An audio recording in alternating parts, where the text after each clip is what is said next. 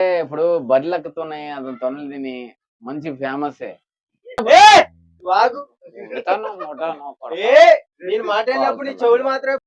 Hi friends, ఈరోజు senior cameraman and DOP గారితో మనం ఉన్నాం. పేరు వచ్చేసి దుర్గా ప్రసాద్ గారు. ఆయన ఒక హెల్పింగ్ నేచర్ ఉన్న మనిషి, ఎవరికి ఒకరు కూడా సాయం చేసే గుణం ఉన్న వ్యక్తి. మరి ఈరోజు మనం దుర్గా ప్రసాద్ గారి కాడ ఉన్నాం. నమస్కారం దుర్గా ప్రసాద్ గారు. నమస్కారం. ఈరోజు మీరు ప్రతి ఒక్కరికి కూడా మీ మంచి మనసుతో ప్రతి ఒక్కరికి హెల్ప్ చేస్తారంట. చాలా మంది మీ గురించి చెప్పుకుంటా ఉన్నారు.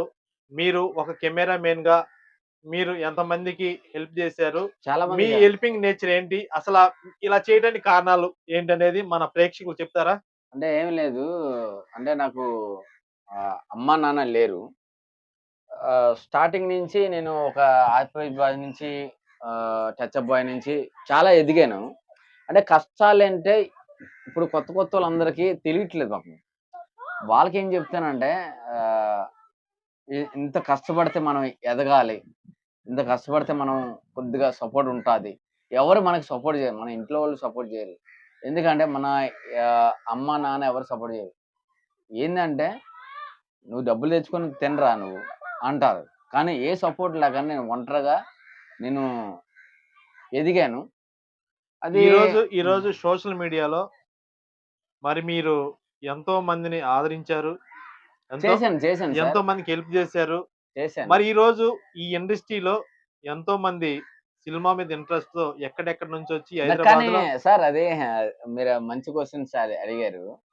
నేను ఒక మాట చెప్తున్నాను సార్, అది చాలా మందికి నాకు జాలిగుండి ఉంటుంది. అది నేను కష్టాలు పడి నేను వచ్చాను కాబట్టి అది నేను కొంతమంది సపోర్ట్ చేస్తూ ఉంటే కొంతమందికి ఏరవలేక ఉంటున్నారు. అది ఇప్పుడు కొత్త కొత్త వాళ్ళకి ఇండస్ట్రీ ఎవరి సొత్తు కాదు సార్. అవును, ఎవరి సొత్తు కాదు, మీ సొత్తు కాదు. టాలెంట్ ని బట్టి ఒక్కొక్కరికి అవకాశాలు వస్తా ఉంటాయి. ఈ బెజవాడ సొత్తు కాదు. ఇప్పుడు బెజవాడ కృష్ణ నువ్వంటే చాలా ఇష్టపడతాడు, ఎందుకని? ఎందుకంటే ఇప్పుడు బర్రెలెక్కుతున్నాయి అతని తొనలు తిని మంచి ఫేమసే. నా దగ్గర ఇలాగ నిల్చున్నంత సినిమా అతనికి లేదు. ఎందుకంటే ఒక మనిషి, ఒక పర్సన్ క్లారిటీ ఉన్నది కాబట్టి, జెన్యున్ పర్సన్ కాబట్టి అతను నా కోసం వచ్చాడు. ఓకే, అది నేను వెరీ గుడ్ చెప్తున్నాను. సరే, ఇక నెక్స్ట్ క్వశ్చన్ సార్. ఇప్పుడు కెమెరా మీద మీ అభిప్రాయాలు ఏంటి? అలా ఇప్పుడు షూటింగ్లు గానీ అలాగే నేను ఒక మాట చెప్తాను సార్, మనం ఎంత సంపాదించుకున్నా సరే మనకు పేదవాడికి ఒక అన్నం పెట్టాలి. నా కోరిక ఏంటంటే నేను చనిపోయినప్పుడు కూడా ఒక 40 మందికి భోజనంలో పెట్టాలి, మంచి పని చేయాలి. ఓకే, అది రేపు ఎంతో కొంత నీ వంతు సాయం చేయాలి జనానికి. అది హైదరాబాద్ లో మనం బతకడానికి వచ్చాం అమ్మా.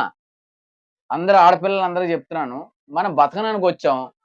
మనం బతకడానికి వచ్చినప్పుడు అందరూ సపోర్ట్ చేయాలి. అది ఎందుకంటే అందరూ సపోర్ట్ చేయాలి, ప్రతి ఒక్కరు సపోర్ట్. ఒకటి చిన్న మాట, మీరు ఒక కెమెరామెన్ అయ్యండి అనే నేను పెద్ద సెలబ్రిటీ ఏం కాదు, చెప్పేది మీరెవరో నాకు తెలియదు. ఒక ఇంటర్వ్యూ ఇచ్చారు, నా పేరు నంబూరి తరుణ్, నేను ఒక యూట్యూబర్ ని. బెజవాడ కృష్ణ గారికి తెలుసు. మీరు నా ఇంటర్వ్యూ ఎందుకు తీసుకుంటున్నారు అంటే మీరు జనంలో కొంత పాపులారిటీ ఉంది మీకు అని నాకు తెలిసింది. Thank you sir. చూడంలోనే నాకు ఈ పార్క్ లో కనిపించారు. పార్క్ లో కూర్చున్నాను. కృష్ణ గారు మనకి ఎప్పటి నుంచో మా ఒక కొడుకు లాగా నాకు ఉంటాడు. తర్వాత ఇంట్రెస్ట్ కూడా లేదు, నేనేమి పెద్ద పీకిరి సరే, అది కాదు, అది మన మనసు. పెద్ద పెద్ద ఆర్టిస్టులు ఉన్నా ఏదున్నా అది మన, ఇప్పుడు మీరున్నారండి, మీ వంతు మీరు సాయం చేస్తా ఉన్నారు, అది అందరం కలగాలి కదా. సార్ తప్పే ఉంది. ఒక మాట చెప్తా అంటారా, ఒక మాట నేను ఏం చెప్తానంటే, నేను చనిపోయినప్పుడు కూడా కొంతమంది తాగడం అన్ని చూసుకుంటారు, కొంతమంది తాగడం అన్ని చూసుకుంటారు. నేనేం చేస్తున్నా అంటే ఒక 10 మందికి హెల్ప్ చేయాలని కోరుకున్నాను అంతే. దానికి నేను తప్పు అంటే నేనేం చెప్పలేను కదా. సామేల్ గారు, బెజవాడ కృష్ణ గారు వీళ్ళిద్దరు యూట్యూబరు. మరి యూట్యూబర్ గురించి మీ అభిప్రాయం ఏంటి సార్? మీరు ఒక కెమెరామెన్ అయ్యండి. నేను ఒక మాట చెప్తాను సార్, యూట్యూబర్ గా అంటే నేను మాట్లాడతాను, ఎవడు అక్కడ మాట్లాడండి. అమ్మా రికార్డ్ ఆపమ్మా, రికార్డ్ కాదు, వాళ్ళలో ఉంచు. ఎవడో మాట్లాడండి, నేను మాట్లాడదు ఇక్కడ టైం ఇక్కడే వేస్ట్ అయిపోతుంది అబ్బా. నేను వెళ్ళిపోతారా? నేను మాట్లాడినప్పుడు నేను మాట్లాడినప్పుడు నీ చెవులు మాత్రమే పని చేయాలి. నెక్స్ట్